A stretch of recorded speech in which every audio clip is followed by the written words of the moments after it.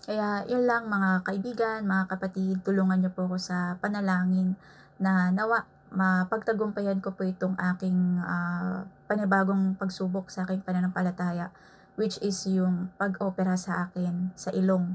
Yan, sa darating na Wednesday, January 15.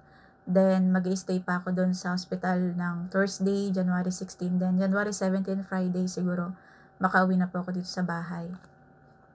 Yan, salamat sa ating Panginoon. Salamat sa mga pagsubok na, di ba, na diyan tayo mas lalong tumatatag, diyan tayo mas lalong tumitibay. Nung noon, yung ito lang, hirap ako magsalita, daw ako masyadong makapagsalita, pero praise God kasi bumalik na yung pagsasalita ko ng maayos. Yan. Pero meron pa rin akong nafe-feel sa aking lalamunan na parang may bumabara. I don't know kung ano yun. Pero yun nga na mabuti ang Diyos. Amen. Napakabuti ng Lord sa buhay natin.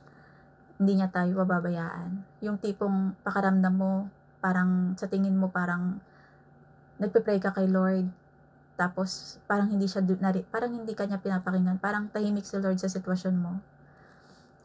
Kumbaga, nag-iisip ka na, Lord, pinapakinggan mo ba ako? Tutulungan mo ba ako sa sitwasyon ko na to? Bibigyan mo ba ako ng hope? Pagagalingin mo ba ako? Ililigtas mo ba ako?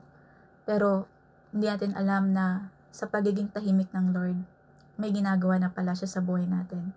Kumikilos na pala siya. At yun yung naranasan ko sa Diyos. Kaya, ayun, huwag tayong mawala ng hope kay Lord. Kapit lang tayo mga kapatid, kaibigan. Ano man yung mga pinagdadaanan natin sa buhay, matindi man yan. Amen po. Kapit lang tayo sa Panginoon. At naging nagbigay sa akin ng kalakasan yung na-aksidente po ako ng truck ng semento. Habang nagdudugo yung ilong ko, yan po yung papasok sa isip ko na sinasabi ko sa Lord, Lord, kung paano mo ako sinave doon sa truck wheeler, amen, nang walang sugat, walang sagasa ng gulong, buhay akong nakalabas buo.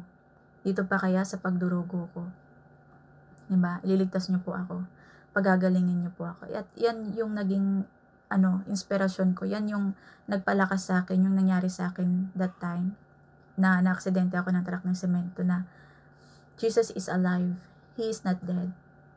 Jesus is true. Amen. Savior ng buhay ko at ng buhay natin. Kaya, ayun, kapit lang tayo sa Panginoon dahil kaya niya tayong tulungan. Hindi niya tayo pabayaan.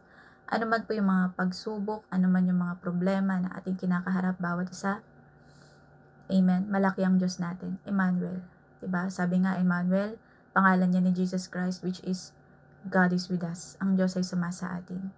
Kaya, yun lang mga kapatid, kaibigan, na-share ko lang sa inyo yung nangyari sa akin itong pagpasok ng year 2025, January 1 pa, nagsimula na dumugo yung ilong ko, sinugod ako sa ospital. Then, ayun, salamat sa ating Panginoon dahil kumilos siya sa buhay ko at patuloy siya na kikilos pa rin sa buhay ko at sa buhay natin lahat. Amen?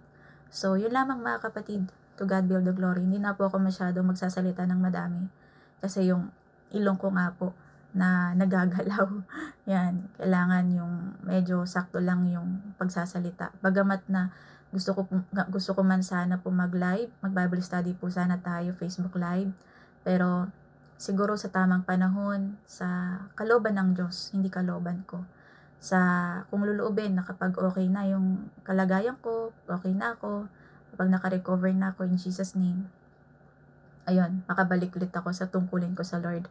Amen. Which is makapaghayag ng kanyang salita, kaligtasan, amen, sa inyo, amen, sa atin lahat, lalo na higit sa mga mahal ko sa buhay. Yun po yung pinaka-importante din.